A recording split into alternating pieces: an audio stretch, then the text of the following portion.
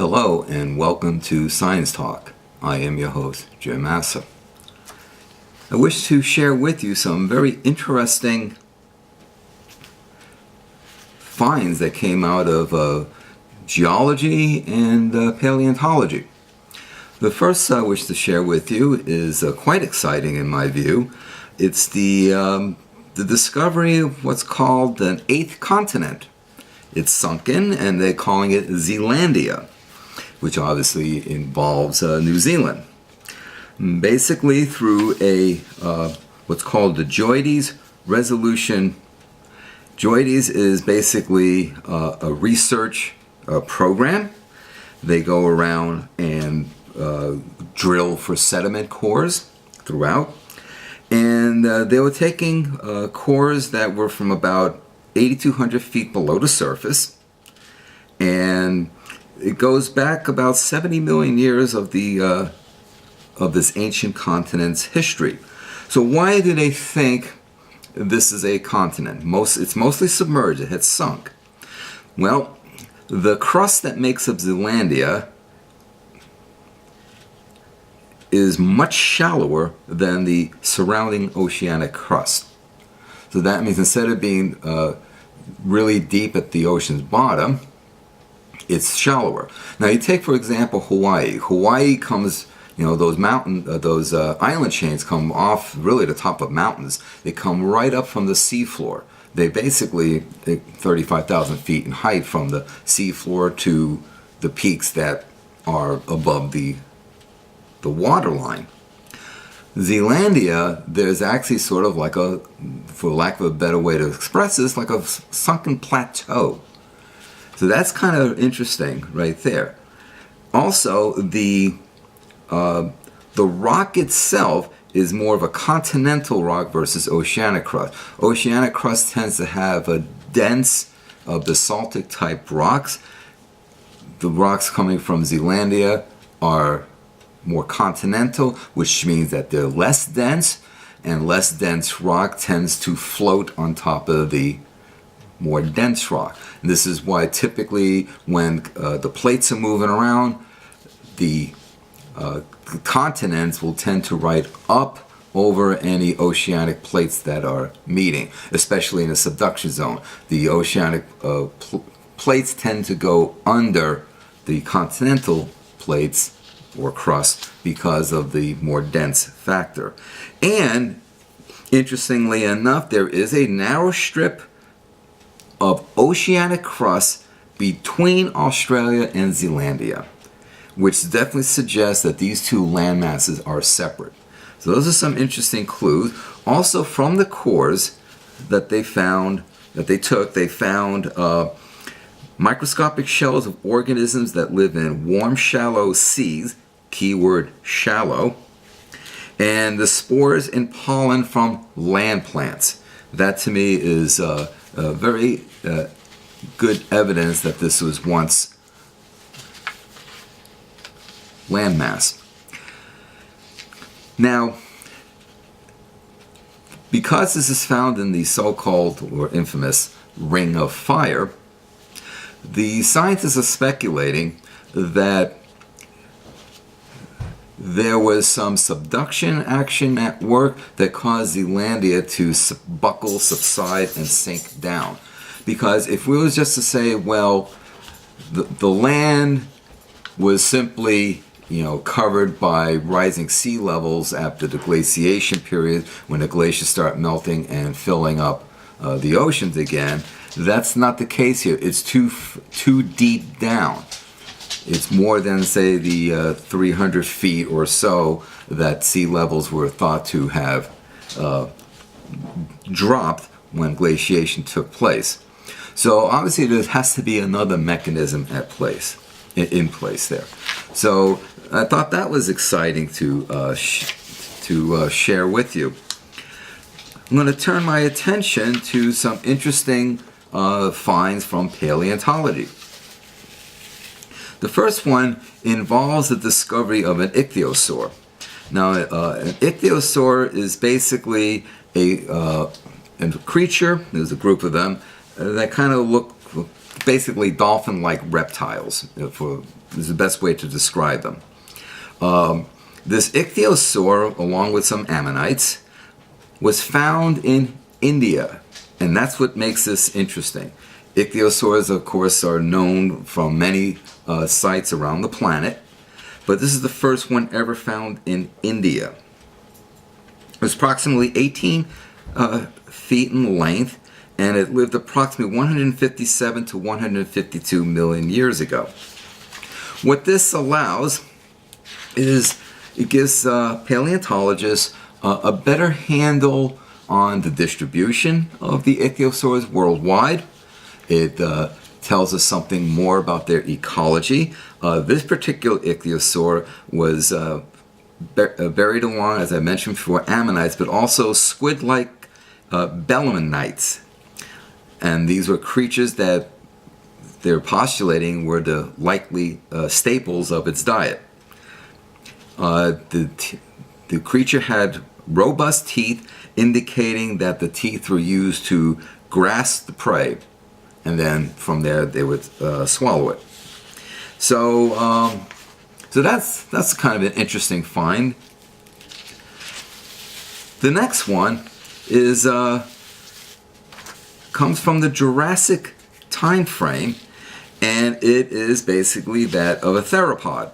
Now, a theropod are the creatures that we know as a velociraptor, T-Rex, Allosaur, and all the other well-known meat-eating theropods. This creature is only known from footprints. They have yet to find any fossilized bones, but they're speculating that this particular creature was 4 times the size of a lion. So that's a pretty large creature. The footprints are nearly 2 feet in length and a little over 1.5 feet in width. So they are now calling this creature, because of the size, based on the size of the footprint, a megatheropod. So that's and these tracks were found in Africa, the largest theropod tracks in Africa. So again, some more exciting finds. What they did find associated with smaller theropod footprints. Now, were these of the same species and perhaps were juveniles, or the other theropod species, has yet to be determined.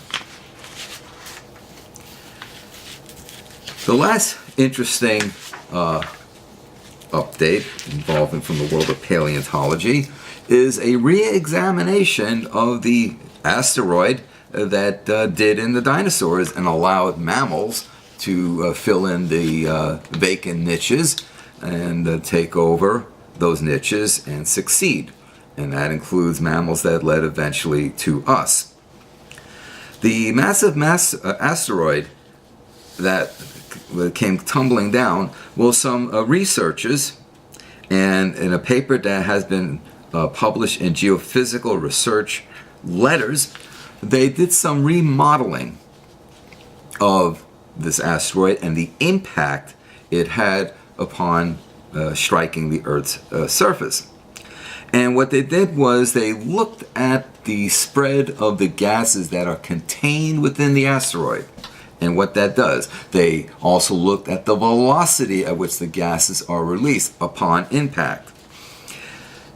Now, typically, in the past, the initial indications were that planet-wide temperatures decreased by as much as 47 degrees Fahrenheit, which of course is just going to spell trouble all over the place.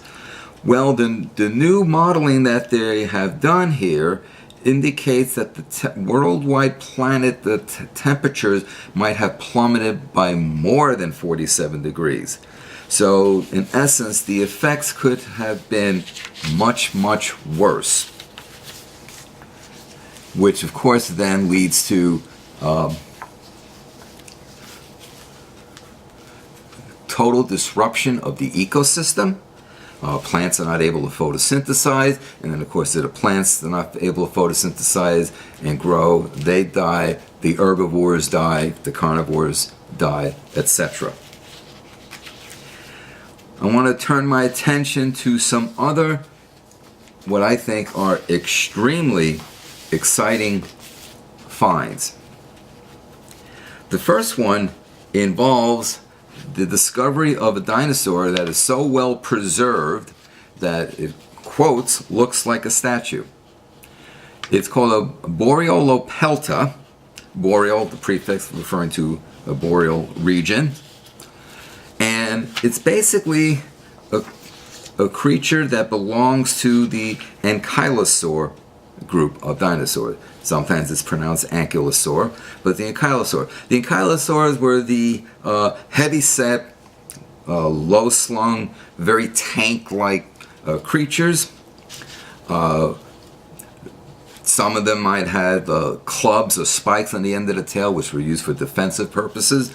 This particular creature did not have such a spike or club on the end of its tail, but it did have very spiny, bony protrusions coming out of its skin, including a very long, nearly 2 feet in length spikes coming out of the shoulder regions. They estimated it weighs approximately 1.5 tons and was 20 feet in length from foot to tail. Okay, so that's a long tail. Okay, from from head to tail. That's a pretty respectable creature. The really fascinating bit about this find was not only was the skin intact, but they think they have found some pigmentation in the skin itself. And that is what's really, really exciting about this. The finds were in Alberta quarry, and the next story I'm going to share with you also came from a quarry in Alberta. And with the pigmentations that they think they have found, they can get an idea of the coloration of the animal. Now typically animals will have melanosomes, which provide the pigmentation. And melanosomes have indeed been found in fossilized dinosaur feathers. Okay. Typically there are 2 types. Spherical ones that are reddish brown in color, and sausage-shaped ones that tend to be black or gray. And by looking at the spread of the melanosomes over the creature's body, you can get an idea, you can reconstruct what its coloration might have looked like. Now, with the Boreolopelta, no melanosomes were found, but they did find traces of chemicals called benzothiazoles, which are part of a reddish-brown pigmentation. So basically, what this speculating for the moment is that the head of the creature was rust-colored, as was the back, but the belly was lighter in coloration. Now this pattern, dark on top, light below, is called countershading, and it's a very common form of camouflage in nature. So that is extremely exciting. The next one I wish to share with you is also an exciting find, also from Alberta. And not only did they find the skeleton and the skin, they might have also found some internal organs preserved. And that is such a rare find. And the dinosaur in question is called a nodosaur. It's a type of herbivorous dinosaur that lived approximately 110 million to 112 million years ago. It measured 18 feet in length. It also had heavy armor plating and spiked scales that protruded from head to toe. So that's some interesting finds I wish to share with you. Both of these specimens are now on display at the Royal Tyrrell Museum in Drumheller, Alberta. If you've never been there, I definitely strongly suggest you take a trip there. It is a fantastic, phenomenal place there. And if you do go, give yourself 2 to 3 days there to see everything that's there and give justice to the specimens that are on display there. It's been a while since I've been there, and I definitely wish to return there and see all the new exciting specimens that they have. So I wanted to share those news with you from the world of ancient Earth and paleontology, if you will. Thank you for your time. Thank you for your support. Please support this work.